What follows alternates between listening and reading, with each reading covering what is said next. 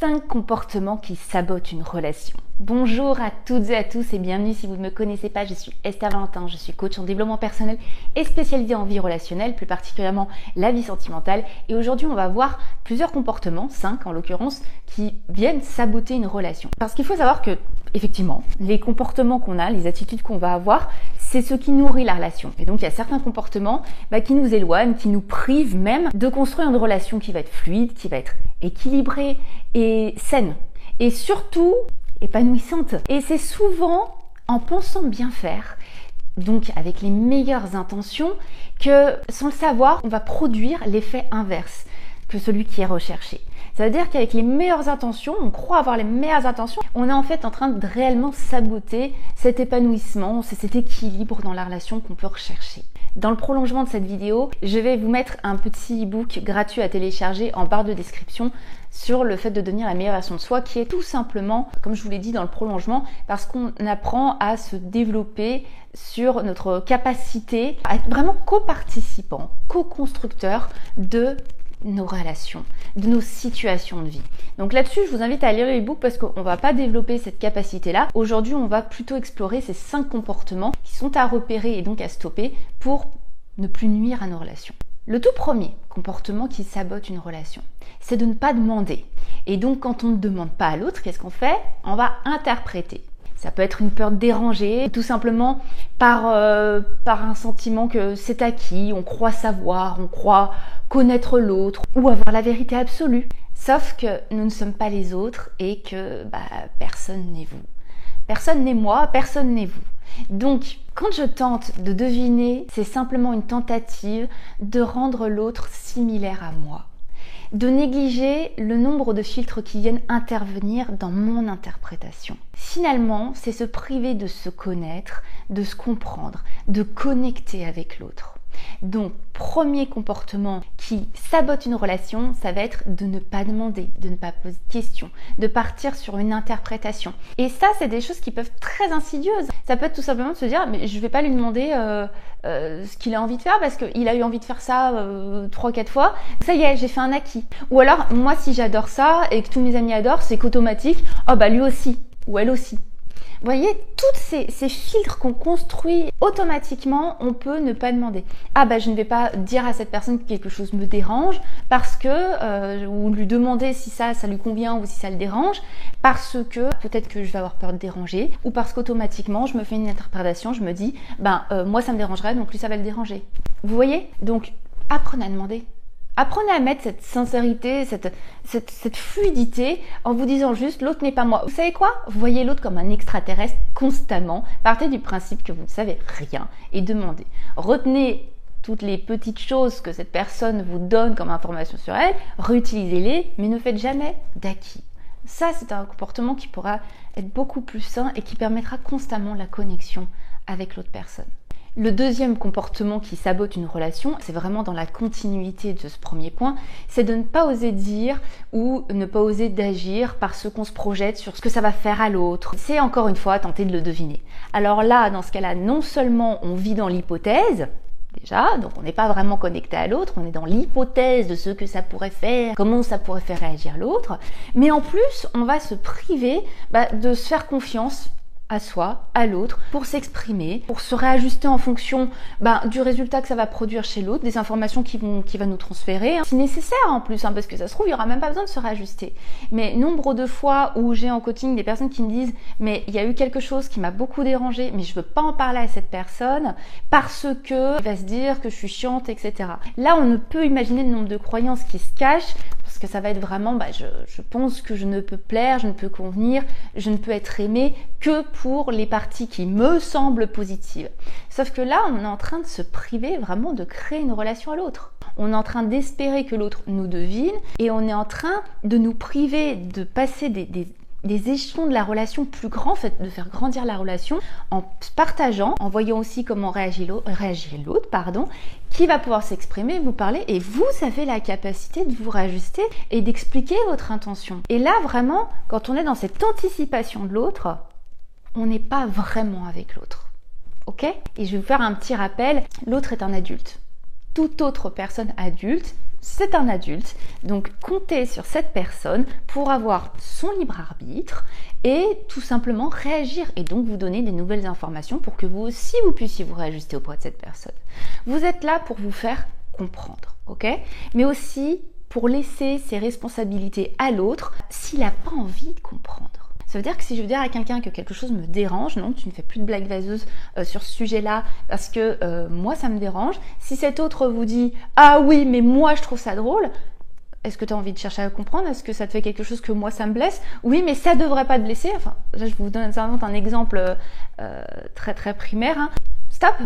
Super, merci. Merci de me montrer que tu n'as pas envie de comprendre. Tu as envie d'obliger la relation ou mes ressentis à être comme toi tu le veux. Merci.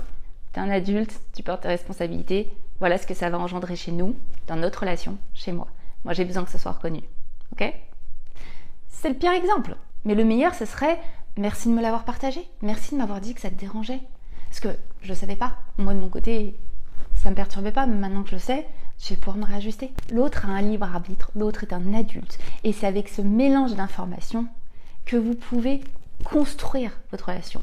Et anticiper et vous abstenir, vous vous privez simplement de construire une relation. C'est un pur sabotage. Vous allez voir, tous les points sont une continuité des choses. Ok? Et là, justement, ce troisième point, c'est ne pas s'exprimer. C'est un pur sabotage de la relation. On a commencé à l'aborder avec les deux premiers points. Ne pas s'exprimer, mais surtout espérer que l'autre vous devine. Je pense que vous avez compris maintenant, avec ce qu'on a déjà vu ensemble dans cette vidéo, comment c'est un problème. C'est idem sur la notion abordée aujourd'hui. L'autre n'est pas vous. Si vous ne vous exprimez pas sur ce que vous souhaitez, si vous basez ce que vous souhaitez ou non, hein, je précise, si vous basez votre relation et votre demain sur un espoir que l'autre soit similaire à vous et donc vous devine, parce qu'il n'y aurait que votre similitude totale qui vous devinerait et ça n'existe pas et en plus ce serait bien triste, eh bien là je vous dis juste un gros panneau attention, ce n'est pas dans cette recherche de similitude et d'une personne qui est vous que vous allez trouver la rassurance et l'amour. Parce que j'ai beaucoup de personnes qui me disent je m'exprime pas, j'aimerais qu'ils sachent ce que j'ai envie de faire, j'aimerais qu'ils le sachent parce qu'on y voit un très mauvais signal d'amour et de rassurance. On se dit que dans la similitude, l'autre, s'il nous ressemble, c'est rassurant. Alors qu'en fait, en ne s'exprimant pas, on se crée juste des frustrations. On va juste constamment observer que non, on n'est pas similaire et ce n'est pas du tout une contre-preuve d'amour. Je vais vous donner un petit exemple pour concrétiser ça. Je voudrais que mon partenaire fasse ça de lui-même, qu'il en ait envie sans que je le dise. Ça, c'est quelque chose que j'entends très très souvent dans mes coachings. Eh bien, faire des sous-entendus pour lui faire comprendre ou ne rien dire, ce n'est pas s'exprimer. Et là, tout ce que vous faites, c'est de saboter votre relation parce que vous espérez trouver l'amour et la rassurance dans la similitude et vous oubliez qu'en fait, l'amour et la rassurance se fera dans vos différences qui seront comprises et acceptées. Ça veut dire que si je m'exprime auprès de mon partenaire sur quelque chose que j'ai envie et qu'il n'en avait pas forcément eu la même envie, c'est comment il y prend en compte. C'est comment on va trouver une solution pour répondre ou non à mon envie qui est rassurant, qui est une véritable preuve d'amour. Quatrième comportement qui sabote une relation, c'est de ne pas agir. On a vu ce que c'était de ne pas s'exprimer, on va voir aussi ce que c'est de ne pas agir. Ne pas agir et espérer que la relation, la situation, elle évolue d'elle-même dans la bonne direction. Encore une fois, comme par magie. Dans cette situation, dans ce contexte, je vais vous demander où est votre application quand vous souhaitez du changement, mais que vous n'entretenez pas vous-même le mouvement qui va dans la bonne direction. Où est-ce qu'elle est, votre application?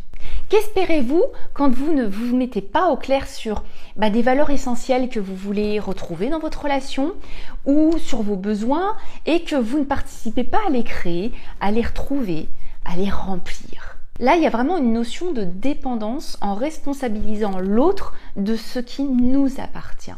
Il faut que je vous le mette en exemple pour qu'on comprenne bien, mais je reprends, si vous ne vous exprimez pas sur une envie, sur un besoin, l'autre ne peut rien faire. Mais si en plus vous n'agissez pas, parce qu'on ne peut pas juste s'exprimer et donner la patate chaude à l'autre de nos besoins, de nos envies, de la direction qu'on veut pour notre relation, il y a aussi comment on agit dessus. Donc s'exprimer, c'est une part d'action, mais ça ne suffit pas. Je reprends mon exemple précédent, vous vouliez que cette personne fasse quelque chose Et imaginons, mais ça peut vraiment être lambda, vous écrivez plus souvent, ou ça pourrait être tout simplement de faire la vaisselle parce que vous la faites tout le temps.